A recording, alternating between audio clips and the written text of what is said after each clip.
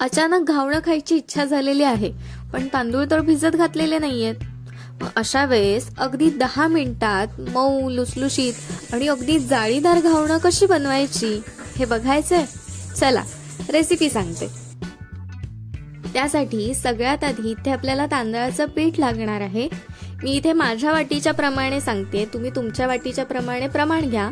इथे मी 1.5 मोठ्या वाट्या तांदळाचं पीठ घेतलेलं आहे। त्याच्यामध्ये आपल्याला 1 मोठा चमचा किंवा 1.5 चमचा मीठ घालायचं आहे।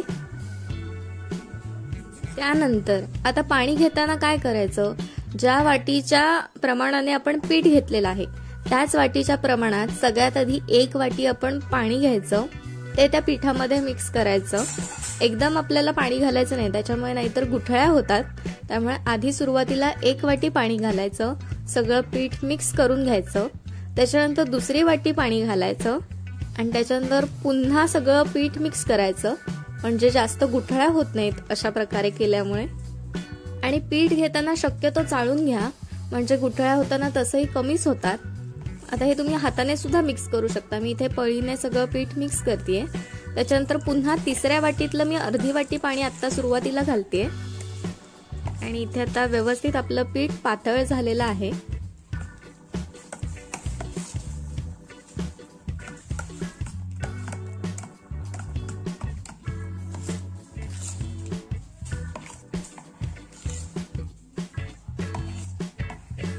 आता इथे तुम्ही बघू शकता, ज्याप्रमाणे डोशाला आपलं पीठ असतं त्याप्रमाणे पिठाला कन्सिस्टन्सी आलेली आहे, पण आपल्याला यापेक्षा पातळ करायचं आहे। त्यामुळे तिसरी वाटी मी पूर्ण भरून पाणी घातलेलं आहे, म्हणजे आपलं 1.5 वाटी पीठ झालेलं आहे, त्याच्या दुप्पट पेक्षा जास्त पाणी, म्हणजे मी 3 वाटी पूर्ण पाणी घातलेलं आहे आणि आणखीन एक अर्धा वाटी आपलं पाणी झालेलं आहे जादा।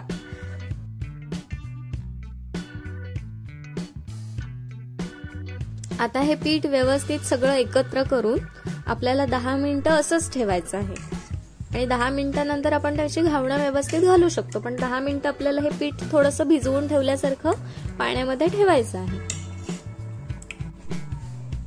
शक्यतो घावणं करायला असा बिडाचा तवा वापरतात, पण तुमच्याकडे बिडाचा तवा नसेल तरी तुम्ही साध्या तव्यावर पण छान पद्धतीने करू शकता। तर काय करायचं, सगळ्यात आधी खाली व्यवस्थित तेल लावून घ्यायचं। खूप जास्तही लावायची गरज नाही, थोडंसं आपल्याला लावून घ्यायचं, जेणेकरून ते खाली चिकटणार नाही। त्याच्यानंतर जे आपण पातळ पीठ करून घेतलेलं आहे त्याचे आपण एक एक असे व्यवस्थित घावणं घालायचे। घावणं घालताना काय करायचं, गोल पीठ फिरवून घालायचं आणि जिथे मध्ये रिकामी जागा दिसेल तिथे थोडं थोडं पीठ घालून तुम्ही भरू शकता। त्याच्यानंतर आपल्याला थोडंसं तेल बाजूने तुम्ही लावू शकता, जेणेकरून नंतर आपल्याला ते निघायला बरं पडतं। आणि त्याच्यावरती झाकण झाकून अगदी 3 मिनिटांसाठी आपल्याला ठेवून द्यायचं आहे।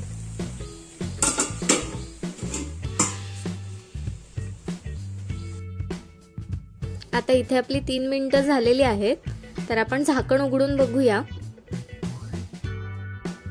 तर आपलं घावण चांगलं शिजलेलं आहे। काही लोक ह्याला पलटी करून सुद्धा शिजवतात, काही शिजवत नाही, तुमच्या ह्याच्यानुसार बघा। दुसऱ्या बाजूने अगदी शिजवणार असाल तर अगदी 2 मिनिटांसाठी शिजवा, त्यामुळे तेल सोडलेलं असतं, त्यामुळे अगदी सहज आपलं घावणं निघतं, ते काही चिकटत नाही। इथे तुम्ही बघू शकता किती छान सुंदर अशी जाळी आलेली आहे। तुमच्या ह्याला जर का जाळी तितकीशी आली नसेल तर थोडासा चिमटभर सोडा तुम्ही घालू शकता। आता इथे मी बाकीची घावणं पण करून घेते।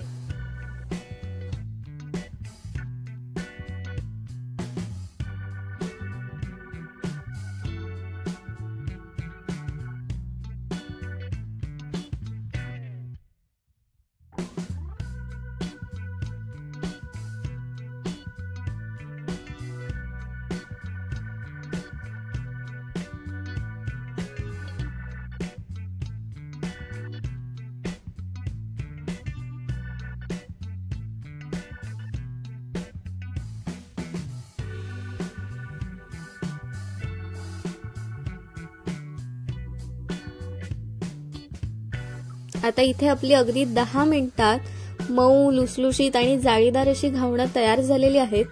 खोबऱ्याच्या चटणी सोबत किंवा तुम्ही चहा सोबतही खाऊ शकता आणि रेसिपी खूप सोपी आहे, एकदा नक्की ट्राय करून बघा। आवडली तर लाईक करा, सगळ्यांना शेअर करा आणि चॅनलला सबस्क्राइब करा। धन्यवाद।